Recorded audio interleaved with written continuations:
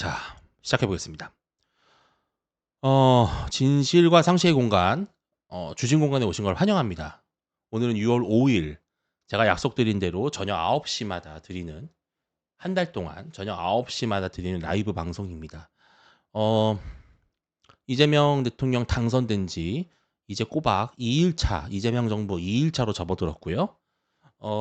여러 가지 이제 이슈들이 당연히 쏟아져 나올 수밖에 없겠죠. 오늘은 뭐 또 첫 국무회의도 했다고 하고 또 뭐 도시락을 먹으면서 했다고 하는데 어 뭐 일단 아직까지는 어떤 특별한 충돌 양상은 아니지만 오늘 특검법이 처리가 된 거는 사실 좀 크게 볼 수 있는 문제이긴 하고요. 다만 오늘은 외교적인 문제에 대해서 쪼끔 해 보려고 해요. 왜냐하면은 이거는 이제 오늘이 아니면 다룰 수 없는 이슈가 될 가능성이 높기 때문에 그런 건데 한번 시작을 해 보겠습니다. 진실과 상식의 공간 주진 공간에 오신 걸 너무 감사드리고요. 좋아요와 댓글, 알림 설정 그다음에 뭐지 또 구독이 제일 중요하죠. 예 꼭 해 주시고요.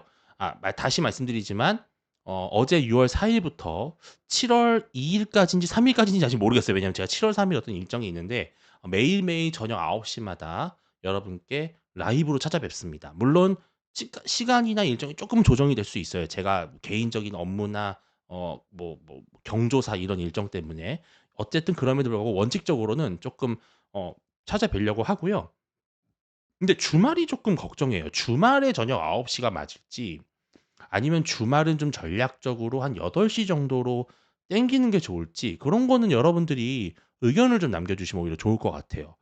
왜냐하면 주말에는 다들 또 각자 일정들이 있으시니까 언제가 더 많이 보는 타이밍인지를 제가 잘 모르겠어요. 평일 같은 경우는 이제 퇴근하고 혹은 뭐 하교하고 집에 와서 저녁 먹고 뭐 좀 씻고 운동 좀 간단히 한 다음에 앉는 시간이 보통 9시 정도일 것 같아서 제가 9 시를 고른 거거든요. 한번 고거는 말씀을 나눠 보시도록 하 하죠. 이따가. 벌써 25 분이나 지났네요. 시간이 너무 빨리 갔네. 음. 오늘 이건 이제 기사 못 읽겠다. 네. 자, 지금 언론이 꽤나 관심을 갖고 있는 이슈가 바로 이재명 대통령과 미국 트럼프 대통령의 전화 통화가 과연 언제 이뤄질 것이냐라고 하는 문제예요. 근데 실은 이거는 라이브가 아니면 다루기가 좀 어려운 이슈인 게 지금 제가 이렇게 말씀을 드리는 중에도 실은 통화가 될 수도 있어요. 근데 제가 생각했을 때는 그 사이에는 없을 것 같은 게 지금 워싱턴이 몇 시지? 지금 워싱턴이 아침 8 시라 가능할 수도 있겠다. 그죠? 이재명 대통령이 저녁에 트럼프는 아침에 지금으로부터 한 30-40분 이후부터는 가능할 수도 있겠다는 생각도 드네요. 예. 그럼에도 불구하고 저는 가능성이 이렇게 높을 것 같지는 않은데 뭐 그건 지켜봐야 되겠죠. 아무튼 지금 언론이 이재명 대통령과 트럼프 대통령의 전화 통화가 과연 언제 이루어지느냐 되게 촉각을 곤두세우고 있습니다. 언론에서는 일단은 "오늘은 어려울 것이다." 이제 오늘이라고 하면 6월 5일 기준인데요.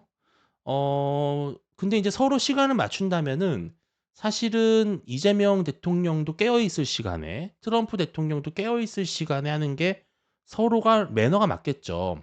예를 들어서 이재명 대통령은 쿨쿨 자고 있는 시간인데 트럼프가 전화하자 그래 가지고 전화하면은 그건 너무 굴욕적이잖아요. 그쵸? 물론 지금과 같은 뭐 밤 정도 되는 시간은 가능할 수 있지만 한 11시 넘어가면은 글쎄요. 이재명 대통령이 누가 봐도 잘 만한 시간에 통화한다? 그런 외교적인 프로토콜은 저는 왠지 없을 것 같은데 근데 고거는 이따가 또 다른 기사를 좀 보면서 살펴볼게요. 어쨌든 "전화 통화가 좀 오늘 어려울 것이다."라고 하는 그런 전망들이 있는데요. 이게 이제 왜 문제가 되냐면은 트럼프가 아닌 다른 국가와의 통화가 먼저 이루어지긴 좀 어렵다라는 부분이 있는 거죠. 이거는 왜 그러냐면 어쨌든 대한민국 외교에 있어서 가장 중요한 오방국이자 동맹국은 바로 미국이고요. 미국과 서로 조율이 되지 않은 상황에서 특히 지금 한국 한일 관계라고 하는 것도 결국은 한미 동맹이라고 하는 틀 속에서 유지가 되는 하나의 그 동맹 질서 오방국 질서고 또 한중 관계라고 하는 것이 먼저 한미 통화보다 먼저 이루어지게 되면은 마치 한국이 미국보다 중국보다 좀 더 가깝다라는 그런 인식을 유발할 수 있는 불필요한 논란의 소지가 되겠죠. 그래 가지고 트럼프 대통령과의 통화를 하고 나서 그다음에 인제 순차적으로 아마 일본, 중국 뭐 요렇게 순서를 이어갈 가능성이 상당히 높겠죠. 그럼블님 안녕하세요. 네. 근데 그렇게 생각하시면요. 대한민국은 더 못 살아지겠죠. 그쵸? 예. 우리가 소득이 내려가고 무역이 잘 안 되고 안보는 취약해지고 북한의 도발은 더 강해지고 중국과 러시아는 우리를 더 만만하게 볼 것이고 그러면 우리 국민들은 더 불행해지고 예. 국제 질서는 현실이에요. 그리고 트럼프의 재갈을 받는 게 아니죠. 혈맹 국가의 지도자로서 서로 축하해 주고 덕담해 주고 앞으로 어떤 한미 관계를 이어갈 것인지 서로 논의하는 것이 그것이 바로 이 통화의 의미인 것이죠. 아니 그럼 뭐 트럼프가 "난 인정 못 해." 그럼 뭐 이재명이 대통령이 아닌가요? 그건 아니죠. 그런데 반대로 미국 트럼프마저도 부정한다면은 대한민국 대통령이 국제사회에서 제대로 된 외교와 세일즈를 할 수 있나요? 거의 뭐 북한 꼴 나는 거나 뭐 이란 꼴 나는 거잖아요. 그런 나라에 살고 싶지는 않잖아요, 우리가. 네. 그래서 이 통화는 대한민국의 국익을 위해서 중요한 겁니다. 4대 외교가 아니고요. 국익 외교요, 국익 외교. 네. 넘어갈게요. 이재명 트럼프 통화가 오늘마저 넘기면 한미 관계 삐걱.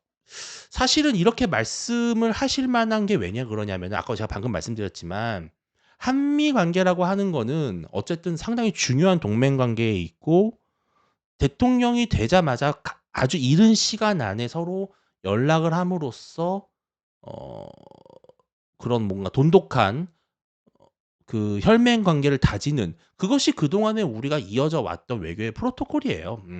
근데 지금 당장에는 약간 이재명 대통령과 트럼프 대통령의 통화가 좀 미뤄지면서 혹시라도 양국 간의 관계가 지금 당장 어떤 이견이라든지 충돌하는 그런 지점이 있는 것은 아닐까라고 하는 불안감을 당연히 가질 수밖에 없는 것이죠.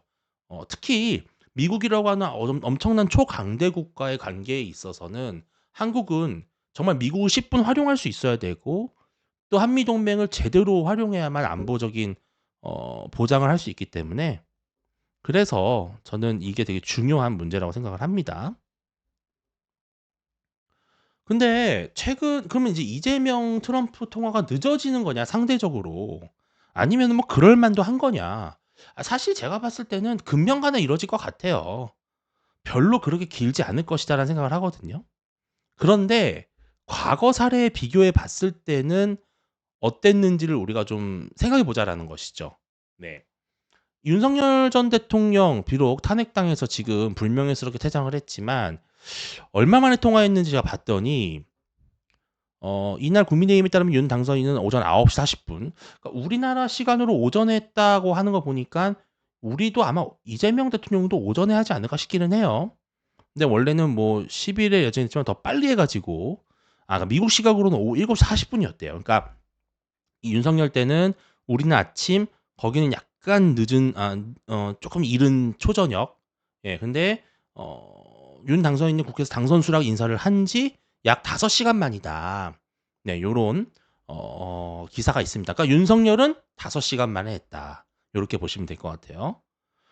그러면은 인제 이렇게 말씀하실 수가 있어요. 아니 윤석열 전 대통령은 탄핵 이후에 치러진 조기 대선이 아니었으니깐 인수위 기간이 있었고 그 인수위 기간에 한 건데 지금은 이재명 대통령은 말이야 조기 대선으로 치러져 가지고 인수위도 없이 바로 임기를 시작해 가지고 지금 해야 될 게 너무 많아 가지고 너무 당황스러운 상황이기 때문에 그래서 트럼프와의 통화는 약간 좀 뒷전으로 밀릴 수도 있어.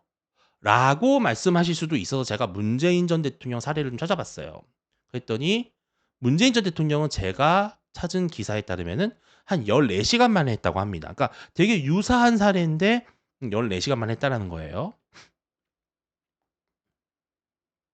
그러면은 그전에 박근혜 전 대통령은 어땠을까? 이제 박근혜 전 대통령은 정상적인 인수위가 있었던 그런 거였죠. 근데 살펴보니까 이때는 이틀 만에 한 걸로 나와 있어요. 예. 그러니까 지금 보세요. 이게 기사를 처음 쓴 게 12월 21일 일이고 21일 미국 오바마 미국 대통령과 전화 통화를 했다라고 하는데 이게 시간이 쪼끔 저녁쯤이면은 근데 그 당시에 대선이 12월 19일 일이었고 당선이 윤곽이 나타난 거는 12월 20일 일이었을 거란 말이에요. 그러니깐 거의 만 이틀은 안 지난 상황에서 통화를 했다. 이렇게 아마 보시면 될 것 같아요. 네. 차지훈 님 말씀. "이재명 정부의 주요 인사들이 반미 활동 전력이 있는 채워졌는데 미국이 잘 되돌아가겠습니다." 물론 그런 부분도 리스크가 있겠지만 뭐 특정 인물들 때문에 그럴지는 잘 모르겠고 그보다는 글쎄요. 저는 뭐 관세 협정이라고 하는 통상 무역 갈등이라고 하는 또 다른 첨예한 대립하는 이슈가 있기 때문에 서로 섣불리 통화를 하지 않는 것이 아닌가라는 생각도 들고요. 뭐 여러 가지 경우의 수가 있겠죠. 아니면 실제로 정말로 일각에서 주장하는 것처럼 이재명 대통령의 어떤 친중적인 성향이 우려돼서 그런 부분에 대한 미국 정부 내부의 미국 백악관 내부의 의사결정과 스탠스를 확고하게 정리한 다음에 그다음에 통화를 하는 게 좋겠다. 뭐 이런 조언을 받아들여서 트럼프 대통령이 그렇게 하는 걸 수도 있는 것이고요. 그건 우리가 알 수 없는 상황이에요. 다만 과거 사례에 비춰 봤을 때는 다소 늦어지고 있는 것은 분명하다. 객관적 사실이다. 그전에는 엄청 늦어진 적이 한 번 있는데 그때는 부시 대통령이랑 엘고어 후보가 서로 당선인이 윤곽이 안 잡혀 가지고 미국 정치권이 혼란스러운 바람에 뭐 그런 일이 있었다고 하는데 잘 모르겠어요. 그거는 좀 나중에 좀 살펴봐야 될 얘기인 것 같고요. 자, 근데 이재명 대통령이 취임을 했는데 인제 미국이 백악관이 입장을 내면서 사실은 이례적인 걸 말했죠. 왜냐하면 "중국의 개입이 우려된다."라고 하는 다소 생뚱맞은 그런 워딩을 했고 제가 이건 어제 라이브에서 말씀을 드렸었거든요. 그런데 저도 오늘 이제 기사를 보면서 알게 된 사실인데 이재명 대통령의 취임식에 보니까 제가 읽어 드릴게요. 파란색으로 된 부분이거든요. "이재명 정부는 이날 대통령 취임식에 주한 미국 대사와 주한 미군 사령관을 초청하지 않았다." 근데 문재인 전 대통령 그 당시도 인제 약식 취임식이 있었단 말이죠. 왜냐하면은 조기 대선에서 당선된 대통령이었기 때문에. 근데 약식 취임식을 하면서도 미 대사와 주한미군 사령관을 모두 초대했었다. 미 측 소식통은 글쎄 뭐 어딘지 모르겠지만 "이재명 정부가 미국과 거리를 두는 거 아니냐."는 말이 내부적으로 나왔다고 했다. 이 대통령이 대북 유화파인 이종석 전 통일부 장관을 신임 국정원장 후보로 지명한 것도 현 미 측 대북 기조와 온도차가 있다는 관측도 나왔다. 그러니까 주한미국 대사라든지 주한미군 사령관은 사실은 대통령 취임에 있어서는 너무나 중요한 귀빈이죠. 왜냐하면 한미동맹이라고 하는 핵심적인 우리의 안보 인프라의 주축이 바로 한미연합사고 그 한미연합사와 함께 주한미군 사령관이 중요한 역할을 하는 것이고요. 또 당연히 주한미국 대사는 뭐 대한민국만 그렇겠어요? 전 세계 어느 나라의 대통령이나 총리가 취임을 하든 그 나라의 미국 대사는 당연히 넘버 원 VIP 초대 대상이겠죠. 그건 뭐 당연한 너무나 상식적인 거잖아요. 근데 이번에 이재명 대통령 취임식에 왜 주한미국 대사랑 주한미군 사령관은 안 왔지?' 상당히 의문점이 남는 부분인 건 맞는 것 같아요. 네. 외신들이나 외국의 기관들이 내놓는 보도나 반응들을 인제 지금 몇몇 언론들이 보도를 하고 있는데 저도 좀 살펴봤어요. 그랬는데 사실 이런 건 있어요. 그러니까 제가 솔직히 말씀드리면 막 "이재명은 친중이다. 이재명 되면은 대한민국은 친중으로 간다." 이렇게 보도하는 매체는 없어요. 그렇게 보도하기는 어렵죠. 왜냐하면 늘 언론사라고 하는 거는 특히 해외 외신들이 굳이 뭐 어떤 의도를 갖고 대한민국 대통령을 친중으로 딱 낙인 찍을 만한 그런 정치적 동기가 없잖아요. 다만 지금 이런 논란들이 있고 요런 우려들이 제기되고 있다 정도의 그런 보도가 있는데 사실 그 보도의 톤 앤 매너라는 게 있는 거죠. 그러니까 예를 들어서 "이재명 대통령이 잘할 것이다. 기대된다. 다만 이런 부분들은 좀 비판이 있다." 뭐 요런 식의 내용 구조가 있다면 이재명 대통령에 대해서는 약간 이런 서사가 많아요. 그러니까 "그는 과거에 이런 발언들을 했었고 뭐 친중적인 성향이라는 비판이 있었고 특히 뭐 중국과 대만의 관계에 있어서 중립을 지킨다는 발언을 하여 뭐 논란이 있었다. 그러나 그는 최근에 이러한 논란을 의식해서인지 본인은 한미 동맹을 지지하고 한일 관계의 정상적인 발전을 추구할 것이다라고 하는 그러한 이야기를 하고 있다. 그러면서 앞으로 지켜볼 일이다. 약간 요런 기조가 사실은 대부분이에요. 대부분인데 그래서 제가 쪼끔 발췌를 해 봤어요. 그랬더니 이 채썸 하우스 어떻게 발음할지 솔직히 모르겠어요. 채썸 하우스가 뭐냐면은 영국에서 되게 유명한 외교 안보 관련된 싱크탱크고 중립적인 성향으로 평가가 됩니다. 그런데 인제 이 기사에 보면은 이재명 대통령은 취임사에서 미국 및 일본과의 관계를 지속하겠다는 뜻을 밝혔지만 과거에는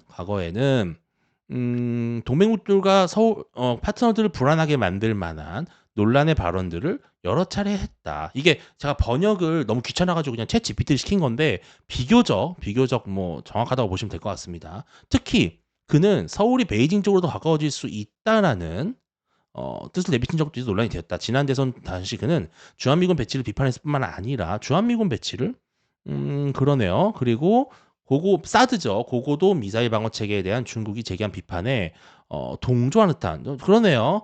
fire 저 영어로 보면은 다섯 번째 Lee came under fire for sympathizing. 그렇죠. 그러니까 공감을 느낀다는 것이죠. With China's criticism of the US operated terminal 사드를 말하는 거죠. Defense system in South Korea. 그러니까 남한의 사드 배치에 대한 중국의 criticism, 비판에 대해서 sympathizing, 공감대를 느꼈을 것이라는 그런 우려들, 논란들이 있다라는 것이죠. 워싱턴 포스트의 제목이에요. 그러니까 New South Korean President Lee faces crucial challenge인데 그 밑에 이제 기사를 보면요. 그냥 한글만 읽을게요. 이재명 대통령은 통일부 장관을 지낸 이종석 전 장관을 국정원장으로 지명했다. 그죠? 근데 그는 대북 화해를 지지하는 비둘기파 인사를 했다. 비둘기파. 뭐 그러니까 대화를 주로 지향한다는 그런 파겠죠. 그러면서 마지막 절에 보면은 이재명 대통령이 남북 대화를 재개하려는 의지를 반영한 것으로 보인다. 그러니까 어쨌든 이종석 국정원장을 지명한 것 자체는 대북 유화 체계의 일환으로 볼 수 있다. 근데 이거는 제가 봤을 때는 민주당 쪽에서도 딱히 그렇게 부인하는 것은 아닌 것 같아요. 부인하진 않는 것 같아요. 이건 제가 워싱턴 포스트가 올린 페이스북 글인데 페이스북에 나와 있는 이 뭐랄까요? 주요 설명은 조금 더 자극적이에요. 뭐냐면 한국 유권자들은 이재명을 대통령으로 선출할 가능성이 높아 보인다. 아직 뭐 개표가 확정되기 직전이었나 보죠. 그러면서 이는 트럼프 행정과의 특히 중국 문제에 있어서 그쵸? 그러니까 영어로 보시면은 at odds with the Trump administration, particularly when it comes to China. 그러니까 중국과 관련해 있어서는 at odds with. 그러니까 뭔가 삐딱할 수도 있다라고 하는 우려가 있다라는 것이죠. 그러면서 그러한 사람의 진보 성향의 인물을 뭐 선출할 것으로 보인다. 그러니까 워싱턴 포스트도 약간 대략적인 어떤 이런 시각 속에 갇혀 있는 거예요. 디플로마트라고 하는 외교 관련 전문지죠. 여기도 뭐 그냥 중립적인 성향으로 알려져 있는데 여기서는 인제 좀 더 되게 분석적인 문제를 제기하지만 역시나 맨 마지막에 while trying to maintain alignment 그러니까 차이나 이재명이라고 하는 대통령을 둘러싼 지금 국제사회의 가장 중요한 토픽은 중국이에요, 중국. 음. 이재명이라고 하는 대통령이 대한민국의 지도자가 됨으로써 윤석열 정부에서 추구했던 외교 노선의 변화가 있을 것이고 그 외교 노선의 변화가 과연 친중으로 갈 것이냐. 이것은 상당히 지금 중국과 유럽을 비롯한 자유진영에 있어서는 되게 중요한 이슈 중에 하나다라는 것이죠. 그래서 기사를 읽어보면 미국과 양국 동맹 지지자들은 이재명 정부가 수십 년간 이어진 한미동맹을 희생하면서 중국적으로 기울 수 있다는 우려를 나타내고 있다. 그러니까 이것도 아까도 말씀드린 것처럼 이거 말고도 그러지 않을 것이라는 내용도 있습니다. 기사에. 그런데 굳이 이러한 내용들을 언급한다는 것 자체는 분명히 여러 외신들이 친중 성향 논란에 대해서 의식하고 있고 그것이 결코 간과할 수 없는 하나의 중요한 이슈라고 하는 것을 인지하고 있다는 것이죠. 예.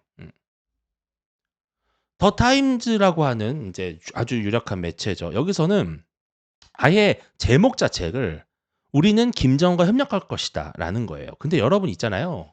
이게 우리 국민들이 느끼기에는 "김정은이랑 협력할 것이다."라고 말하는 게 그냥 뭐 '대북 남북 화해 남북 관계를 잘 개선하려고 하는가 보다.'라고 생각하실 수 있지만요. 사실 전 세계의 여러 시민들은 김정은 하면 그냥 희대의 독재자예요. 전 세계적으로 정말 진짜 용납할 수 없는 악마 같은 존재로 묘사되잖아요. 영화에서도 그렇고. 그런데 그런 김정은과 협력할 것이다라고 선언한 것이 그것이 지금 서방의 자유진영 매체들이 주목하고 있는 이재명이라는 정치인의 하나의 메시지라는 것이죠. 그렇기 때문에 이거를 이렇게 하나의 메인으로 뽑을 수 있다라는 거죠. 그런데 그 뒤에 보면은 이재명 국민에게 북한과는 싸우지 않고 이기겠다고 밝혀라고 하면서 그러나 전임자, 그러니까 윤석열 대통령을 말하는 거겠죠. 전임자의 내란 이후 국내 숙청 우려를 불러일으키고 있다. 그러니까 적폐청산 같은 걸 말씀을 하는 것 같아요. 예. 그런 논란도 있다라는 거를 지금 덧붙이고 있는 겁니다. 미국의 가장 대표적인 보수 매체죠. 폭스뉴스는 어 일단은 그 이번 대선 결과 자체를 좌향좌됐다라고 평가를 하고 있어요. 그러면서 역시나 거기도 보면 내용을 보면은 하지만 이 후보의 출마 캐안디드스니까 이제 최초의 출마 자체가 외교 정책, 특히 서울과 미국, 중국, 북한과의 관계에 있어서 심각한 우려를 불러일으켰다. 그러니까 한마디로 한미 동맹, 한미 관계의 전통적인 관계가 다소 위협이 당하고 뭔가 어 신중으로 갈 수도 있다라고 하는 그러한 논란과 우려가 예상되고 있다라는 것을 폭스뉴스도 짚고 있는 것이죠. 네. 그러니까 지금 대한민국 선거를 두고 친중 대통령이 들어서는 거 아니냐? 아니면은 기존의 한미 동맹을 중시하는 그렇다고 뭐 친미라고 말할 수는 없겠지만요. 왜냐면은 어찌 보면은 친미가 기준이라고 생각하는 거죠. 워낙 그동안 미국과의 관계가 돈독해 왔기 때문에. 근데 실은 언제 제가 봤을 땐 국제사회가 상당한 충격을 받았었냐면은 특히 미국에서 미국 정치권이 상당한 충격을 받았던 게 바로 문재인 정부였던 것 같아요. 그러니까 문재인 정부를 경험하면서 한국의 정부가 다분히 중국에 매우 친화적인 그리고 북한과의 관계를 어떻게든 조금 풀어보려고 하는 그런 식의 움직임이 충분히 나타날 수 있겠다라고 하는 어떤 경험칙을 그 당시에 사실은 미국이라든지 여러 일본이라든지 주변국이 문재인 정부 당시에 경험을 했던 것 같아요. 그래가지고 이번 이재명 대통령의 당선을 둘러싼 어떤 불안한 시선이 어쩌면 더 클 수도 있다는 것이죠. 근데 여러 매체들이 이렇게들 평가는 해요. 이재명 대통령이 과거에 문재인만큼은 아니다. 문재인 대통령만큼은 아니라고 보이나 그러나 역시 과거에 그런 발언들을 했기 때문에 논란이 된다라고 하는 지적들이 꽤 많습니다.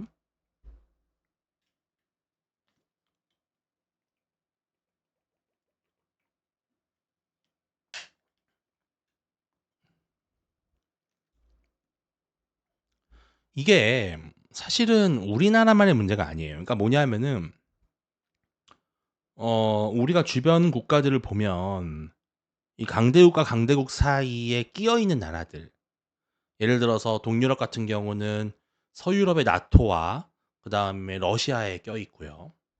사실 우리나라도 뭐 우리나라는 약소국까지는 아니지만 어쨌든 미국이라고 하는 거대한 패권 자유진영 패권 국가의 태평양 진영에서 바로 중국 러시아와 껴 있잖아요. 그렇죠? 중국 러시아는 어쨌든 현재 반자유 진영의 가장 대표적인 강대국 두 나라로 꼽히는 것이고 이 나라들이 주변국들의 자유와 주권에 상당한 어떤 위협을 가하는 그런 경향성이 있는 거는 분명해 보이죠.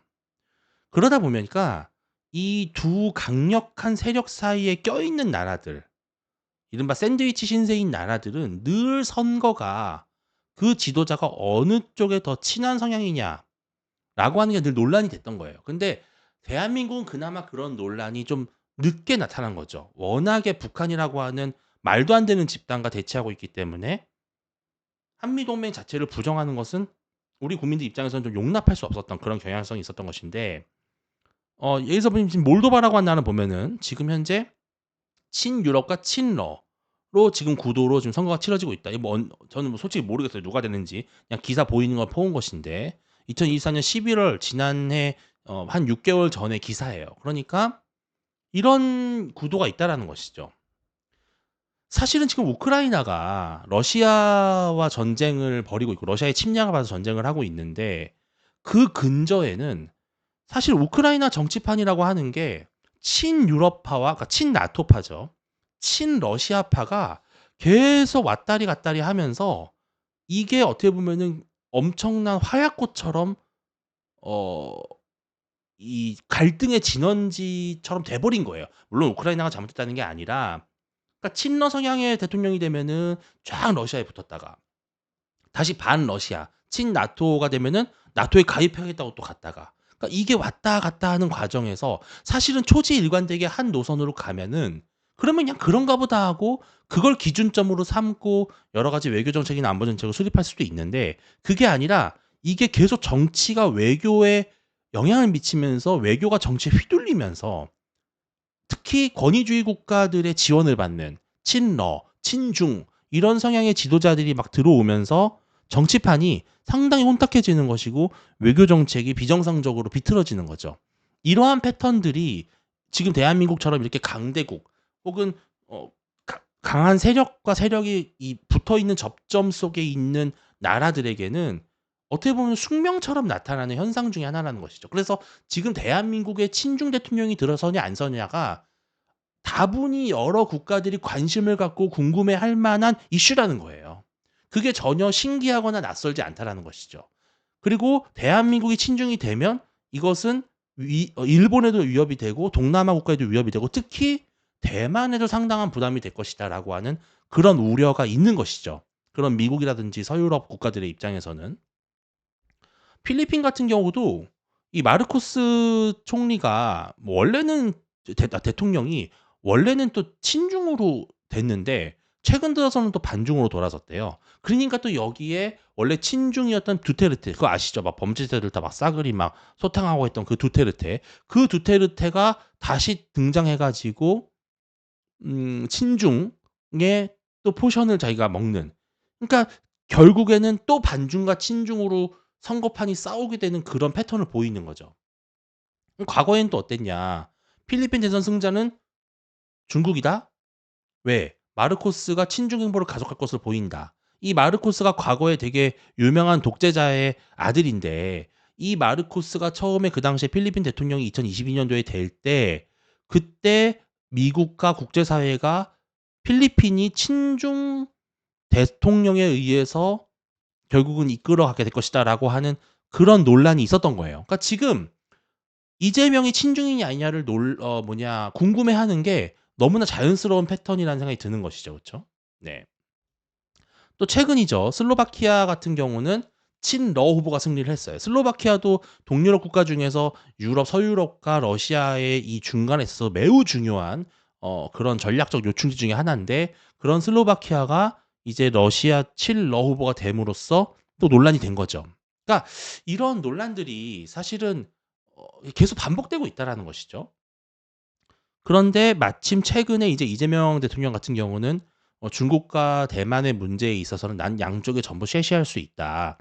이 발언이 우리 국민들이 느끼시기에는 우리 국민이 보기에는 뭔가 되게 등거리 외교 그러니까 등거리 양쪽에 둘 다 거리를 똑같이 함으로써 중립적이고 균형적인 외교를 해 가지고 실리를 취한다. 이렇게 생각할 수 있지만 그러나 국제사회가 바라봤을 때는 '친중 후보 아니야? 친중 대통령 아니야?' 라고 하는 생각을 가질 수 있다라는 것이죠. 그래서 계속해서 질문을 던지게 되는 것이고 특히 최근에 미국의 상당히 강한 매파 보수 쪽 정치인들은 트럼프 행정부를 상대로 "이재명 대통령은 믿을 수 없다."라는 식의 메시지를 지속적으로 전달하고 있다라는 보도가 나오잖아요. 네. 그러니까 결국 간과할 수 없는 문제라는 것이죠. 그리고 정말로 만약에 이재명 대통령이 친중 행보를 하게 되는 순간 사실은 대한민국의 그동안에 이어져 왔던 안보적인 어떤 인프라라든지 정체성 자체가 급격히 흔들리는 것이기 때문에 사실은 이게 우리 경제에 상당한 부담을 줄 수 있는 거죠. 우리 기업들에게 상당한 부담을 줄 수 있다. 그런 문제를 우리가 한번 살펴보는 거고요. 기사를 한번 보면은 지금도 아직 통화를 한 것 같지는 않아요. 오늘 밤이긴 하지만. 네. 아마 근데 조만간 할 거예요. 만약에 진짜 사흘 뭐 닷새 이렇게 늦어지면요. 그거는 진짜 이제 우리나라뿐만 아니라 전 세계적으로 수근수근거릴 만한 문제가 될 거가 분명하고, 진짜 미국 정부가 이재명 정부에 대해서 근본적인 어떤 불만이나 불신을 갖고 있나? 이런 생각을 가질 가능성이 있기 때문에 엄청난 리스크거든요. 그래서 아마 그런 논란을 방지하기 위해서라도 사실은 그 트럼프와의 통화에 상당히 공을 들이지 않을까 하는 생각이 듭니다. 저는 잠깐 1-2 분만 쉬었다가 이제 다른 정치 뉴스 몇 가지 좀 살펴보는 걸로 넘어가도록 할게요.